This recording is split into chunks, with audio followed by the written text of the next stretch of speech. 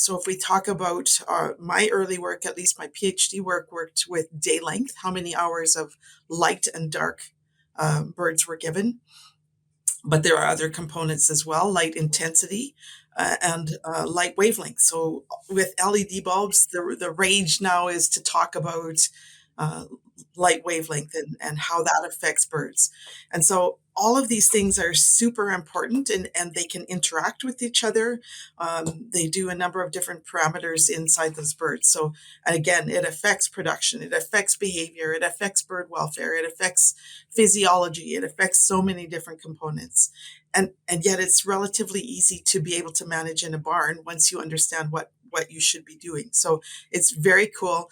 Probably the most attention that we get out of all of our research, whether it's stocking density or whatever it is in light. Absolutely.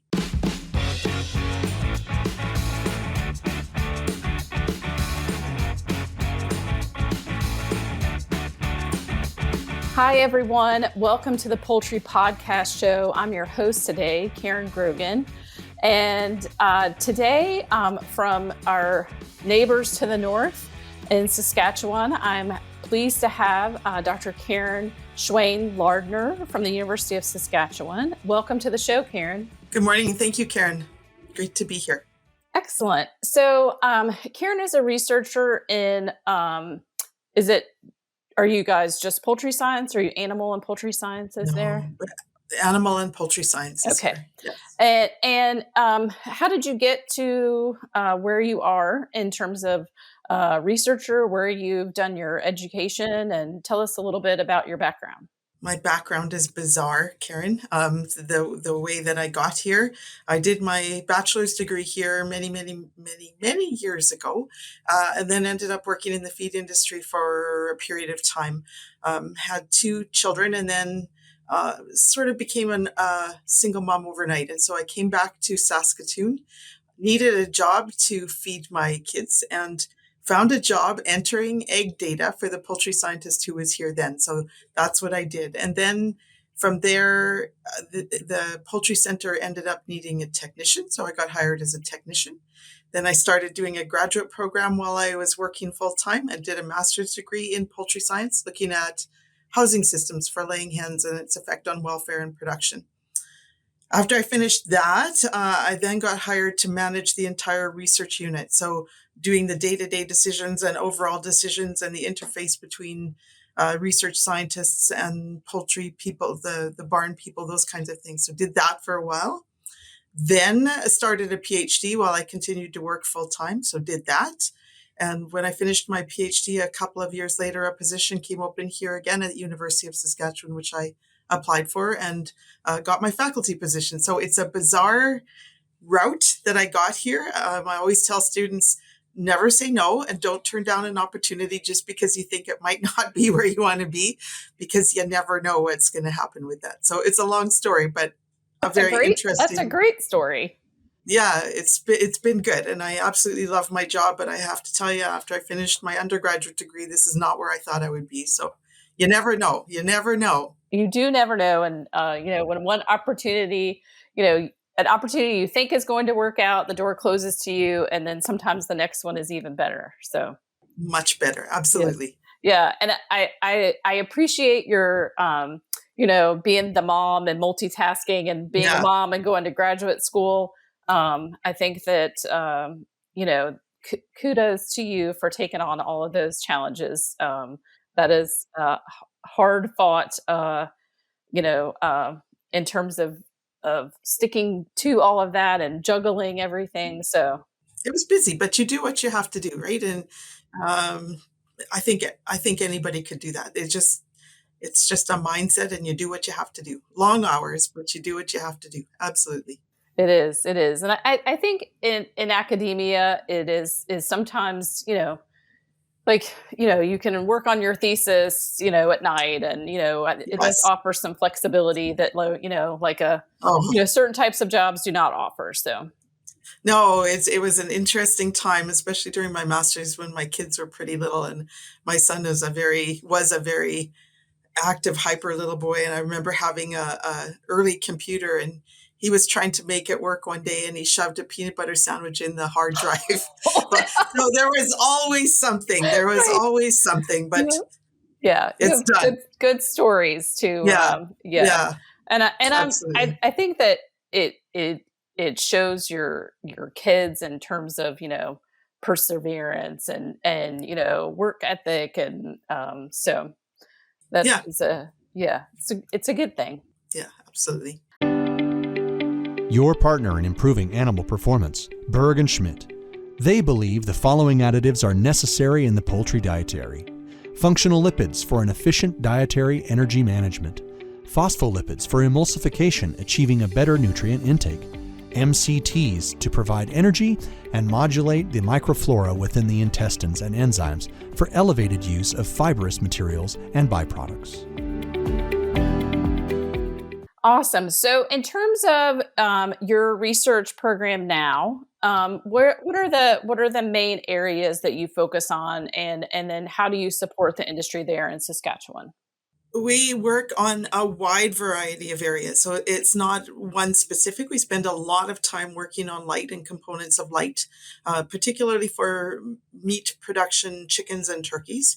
But we do a lot of other things. Our group we work in conjunction with an engineer here, and we've done a lot of work again on transportation, the effect of ambient conditions on transportation for uh, broilers and turkeys. Oh, no, we just finished some major topics on end of lay hens and also on egg production pullets. So, transportation across all species.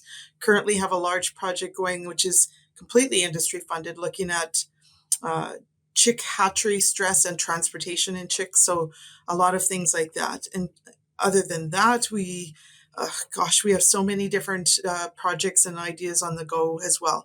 We are doing a large scale project with a PhD student looking at heat stress. We're working with a company called Evonik in that, so looking at nutritional components and how we might alleviate heat stress in commercial broilers, and a number of other topics. So we've got a wide range, and I would say hopefully we do support the Canadian industry, but I get a lot of interest from all over the world. Just got back from United States again for a large presentation. Spend a lot of time traveling and talking to people all over the world. That's awesome.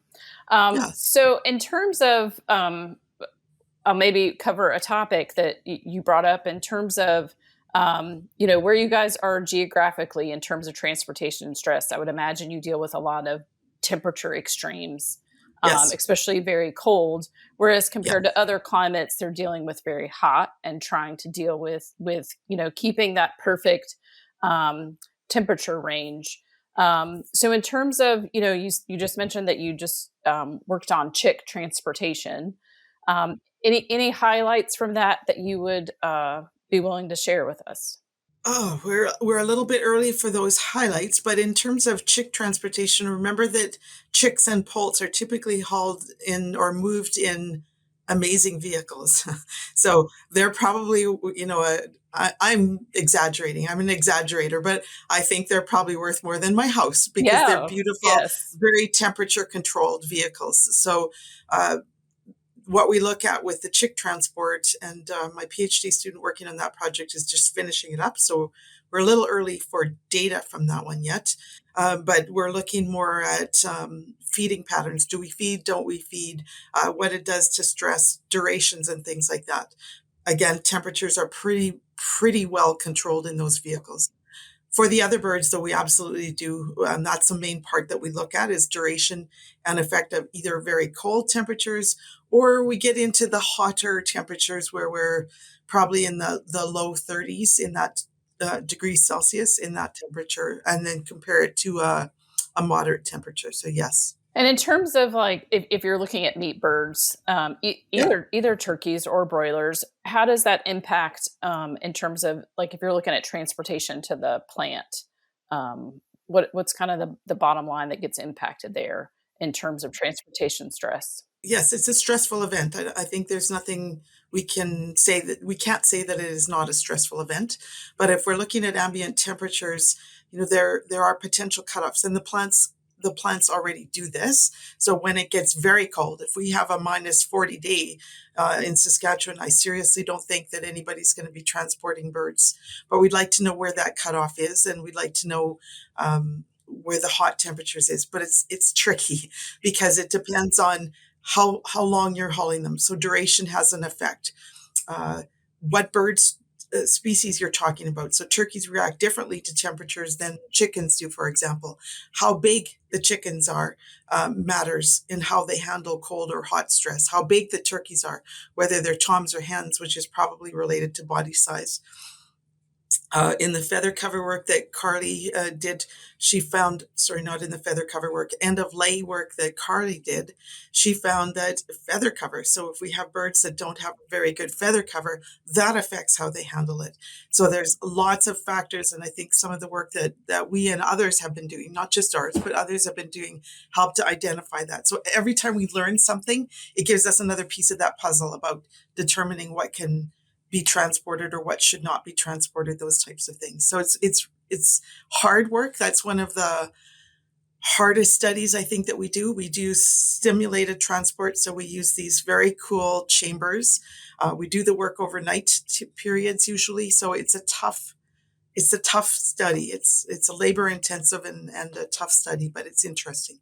Oh, so you're doing it kind of, I guess, I'm envisioning in my head like almost like a chamber where you're then controlling temperature and wind speed, and that's fascinating.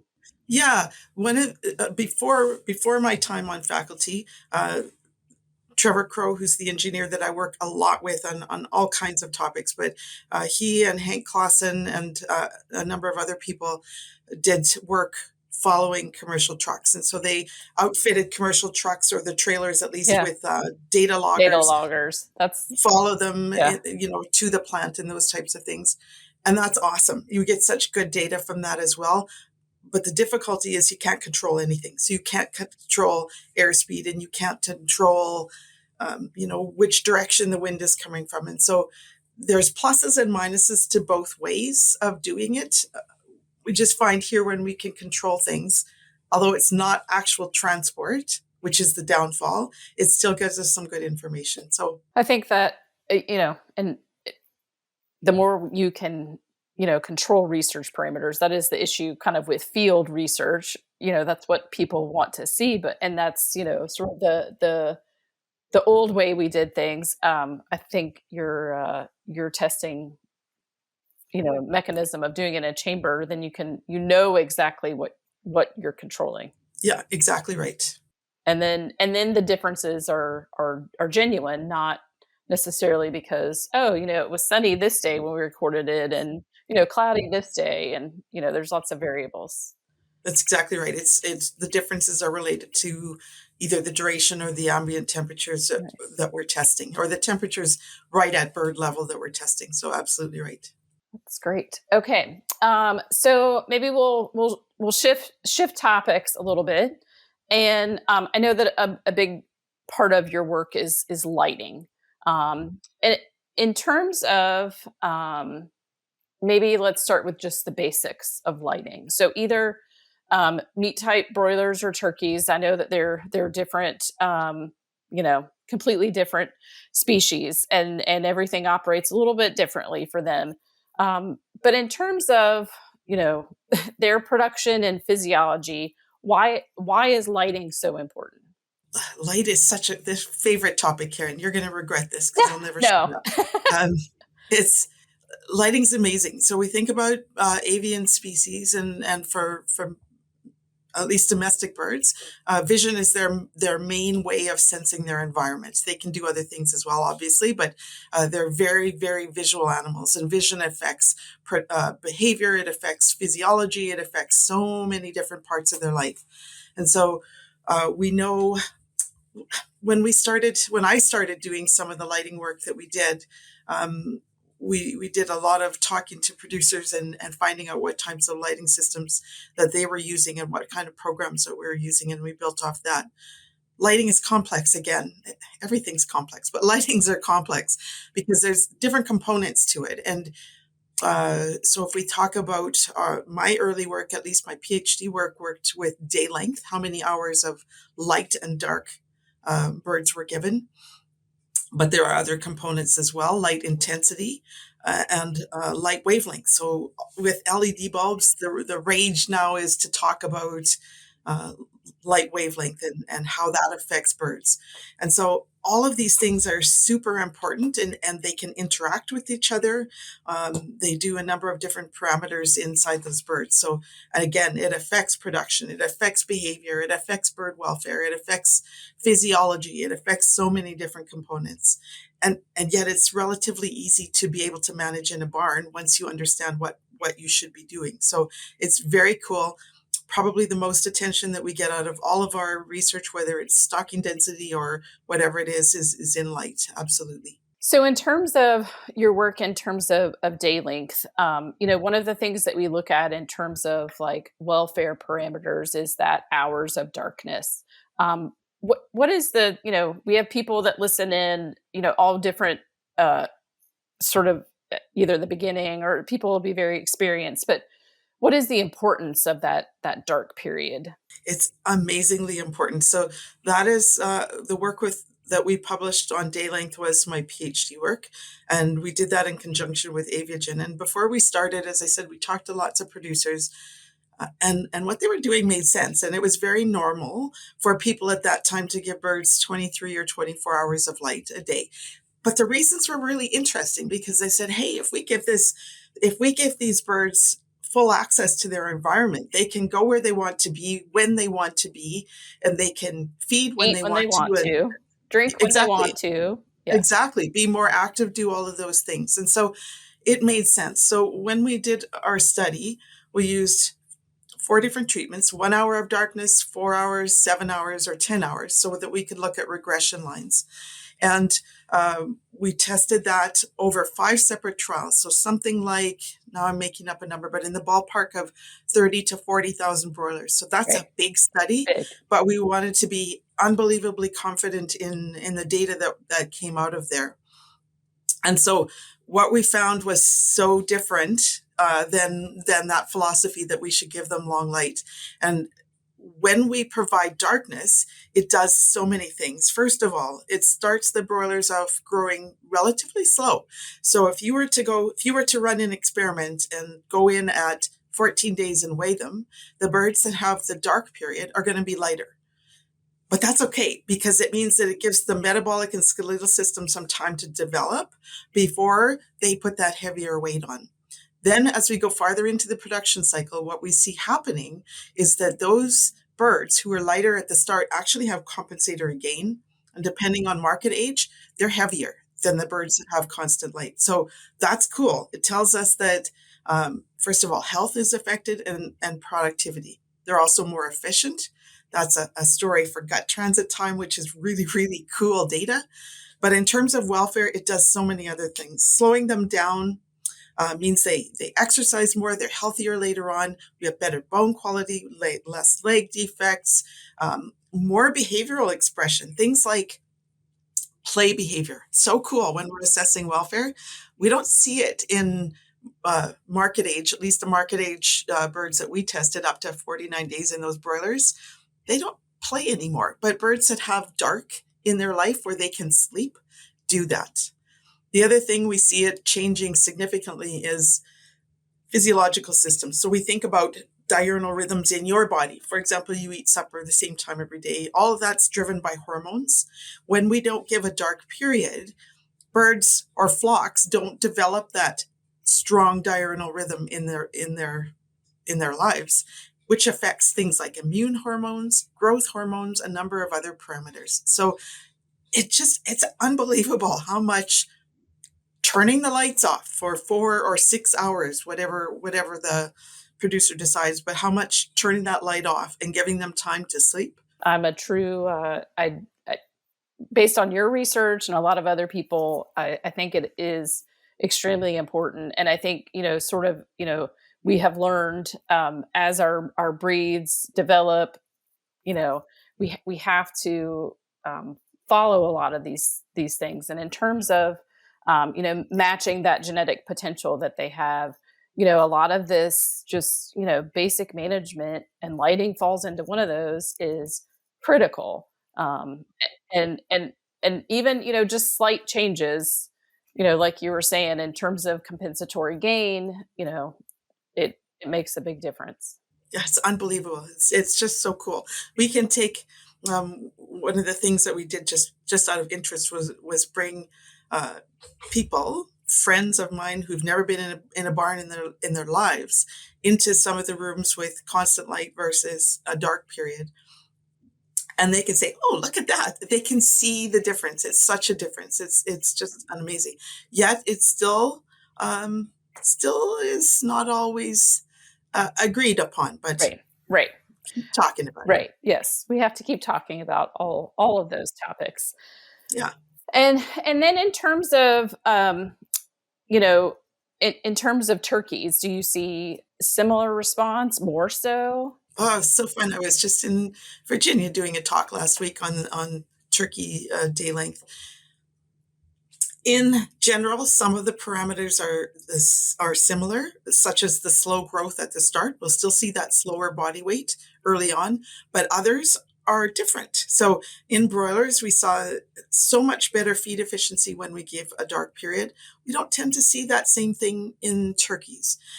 We don't see the same impact of those longer dark periods for turkeys as we do with broilers, which is interesting. Still, absolutely still require a minimum of 4 hours, but there's some differences.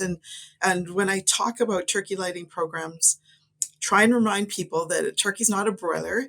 And so basing turkey management decisions on broiler research is not always a good idea.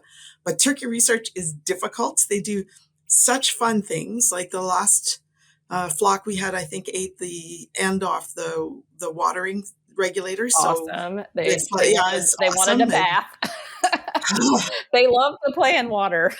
They have character, and it's not easy research to do with turkeys, but it's important. So we've done a fair bit of it in the last number of years. That's great. Yeah, they're definitely not, they're not big chickens, and They're not big chickens. no. Absolutely right. Yeah, they do deserve their own research, and I think They do.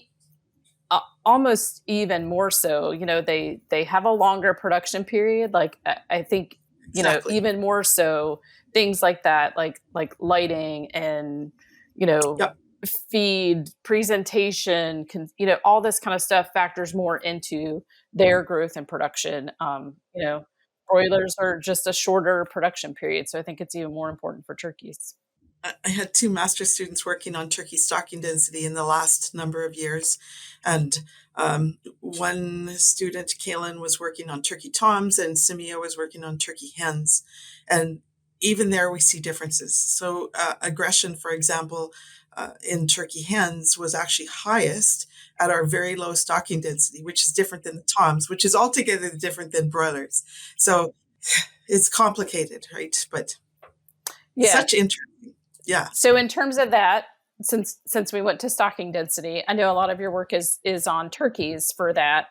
And what would explain those they do tend to separate sex rear turkeys. What would explain those differences that you saw? So in Saskatchewan, rough ages for marketing turkey hens is about 11 weeks, in that ballpark. For toms would be closer to 16 to 18 weeks. So right away we have differences in body size. And as they get older and bigger, they move a little bit less and those kinds of things. For the turkey hens at the very low densities, they were pretty mobile, moving a lot, and they were quite aggressive towards each other. The toms, not so much. They just are They not just don't as move. they were moving. Certainly, Yeah. they certainly still move, but not to the same extent that the hens do. So it could be related to that. It's possible. That's interesting though, because remember, some countries are talking about getting rid of beak treatment, which is going to be interesting. If we go to lower stocking densities and no beak treatment, that would be it's going to be a problem. Right. Yeah. Especially, a portion of the turkey industry important part is whole birds. So keeping that skin, you know, beautiful and marketable, that's part of it, especially, you know, for hens. So that would be great work to continue in terms of that. You know, I feel like as things continue to progress in terms of, you know, countries not wanting certain types of treatments. So Yeah, and that's interesting. We did a large scale study. We've done a lot of work on beak treatment over the last number of years for both egg production birds and a little bit for turkeys as well. And the infrared beak treatment that's now used in many, many, many places, based on our data, is not painful. It doesn't hurt the birds. They feel something, but when we do a force test, for example, where we let them peck at something and see how hard they peck, it's not hurting them. So it's interesting that some countries are making a decision based on pain when the evidence is the showing research that's not shows the case. otherwise. Yeah, I think that you know, that technology has been, you know, a major change and improvement for our industry. Yes, and and I think that the ability to do that and to have it last for as long as it does, you know, for pullets and for egg laying hens is broiler breeder pullets. I think it's really great technology. it is. When I see a lot of reports talking about the pain that causes, if you take the time and read back to the references that they're using for pain and beak treatment, it's not infrared treatment. It's back to hot blade or some of the other sources that were used even before that. But if you don't take the time to do your homework and read what they're talking about, it's not caught up all the time. So I'm not sure that everyone understands those differences. Yes. Misinformation is every it's still in Exactly. everywhere. We have to keep putting the science out there to remind consumers and our customers and you know, the and now it's becoming legislators here in the US. You know, states are putting in welfare you know, types of legislation. So we have to keep I think that's just such an important role of universities like yours in Canada and all the ones we have here in the US is just continuing to get that information out there. I agree, Karen. Yes. Working with nature and not against it. Chickens fed AX3 Digest consume significantly less feed and water to produce 1 pound of meat. Successful flock performance is determined during the first 10 days post-placement. AX3 Digest is a highly digestible novel protein that most improved in barn performance, bird health, and a drier litter. For more information, visit www.protecta.com. So we've touched on a lot of different topics that really fall under this sort of, you know, bird comfort and you know, well-being umbrella, and that's where you center and focus your research. What do you see? And we just talked on this beak treatment issue as kind of a current and hot topic, hot button thing that's going on, you know, outside of North America, maybe.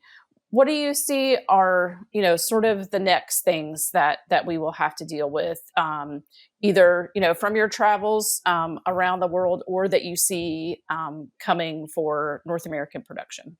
Ooh, that's a big question. And what do I see in terms of egg production hens? So much talk still going on about housing systems, which is interesting. Inovosexing in chicks Big is time. big time, huge. I think if I were to pick two, those might be the top two there. For meat birds, I still hear a lot about transportation. I still get many, many, many questions about learning new things about light. For example, lots of research going out on wavelength, but we have to be careful because some of that is how do I say that? Some of that, when research is using lux to measure light intensity in colored lights, it's not correct because birds see differently under different light colors than we do. So, for example, if we're using blue lights on some research we just published last year. We had rooms with blue lights in them.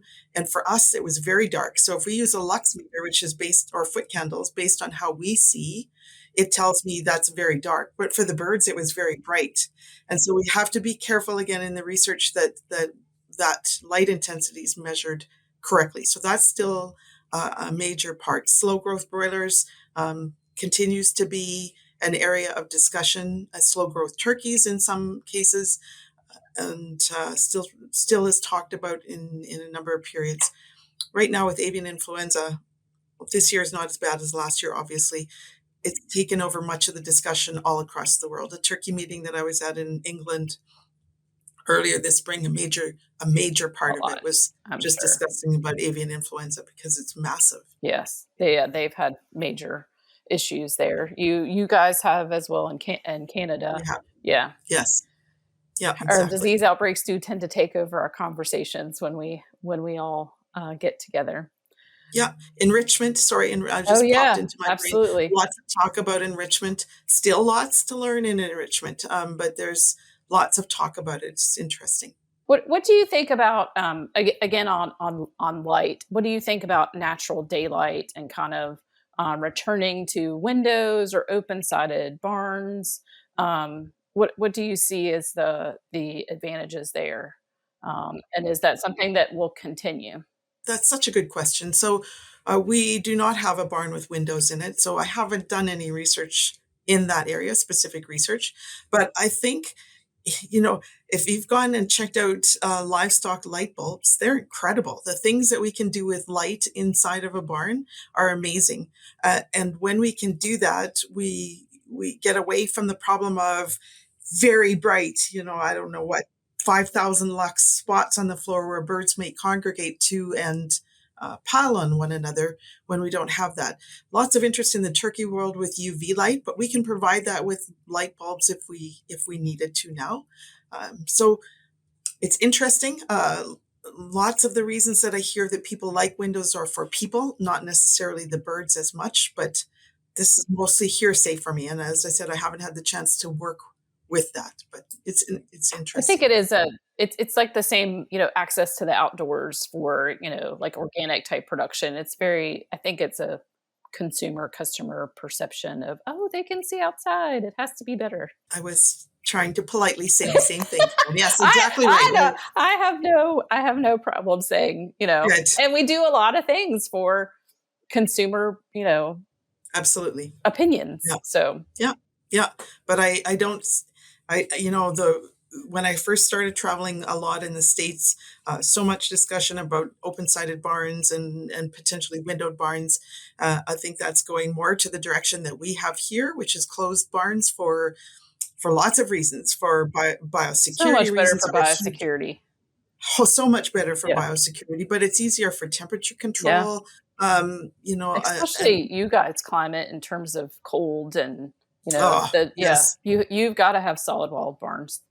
We do. I did a talk, I don't remember which talk it was, for somebody, and they had asked why we have solid sided barns. So I did a snip of the temperature from the night before, and Saskatoon hit minus 52 degrees Celsius. So crazy. Open sided barns aren't going to cut it. No.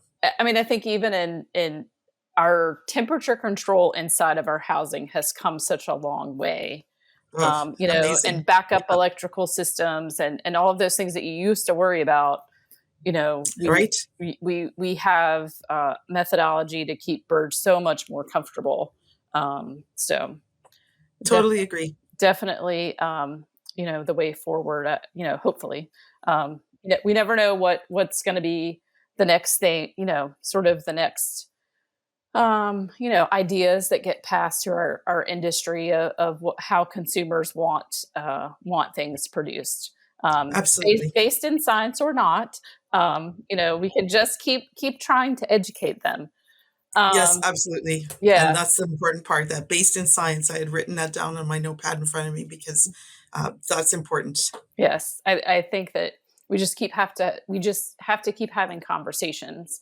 And conversations with the right groups of people. You had brought up, sort of this future thing, in terms of, sort of sexing of embryos.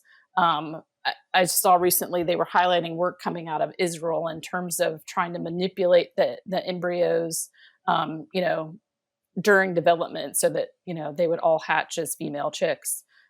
Just amazing technology. If we can get to that.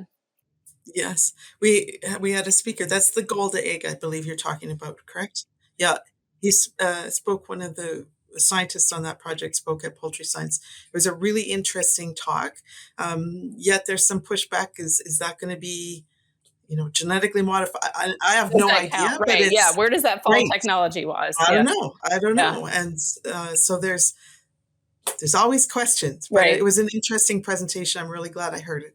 And there's other technology being used in Europe in terms of actually extracting a sample from the egg at transfer, determining the sex, and then the male embryos don't go on to continue incubation. Again, just amazing technology It is amazing. Yeah, to deal with those standards that are coming in the EU. exactly right. Yes. And in terms of maybe we'll go, sort of outside of a poultry topic. Oh, Oh no, like what sort of like outside of poultry things. What keeps you busy? What entertains you? Do you have current things that you read or watch or listen to? that's a very good question. Or you're like me and you have no free time and you don't really know what that is? I'm pretty much there. I work a lot, that's for sure. I am been competitive all my life, and my husband introduced me to golf, and I will beat Oh, him. I will yeah, beat do him. it. Do it. I love it. How many months out of the year can you golf in Saskatchewan?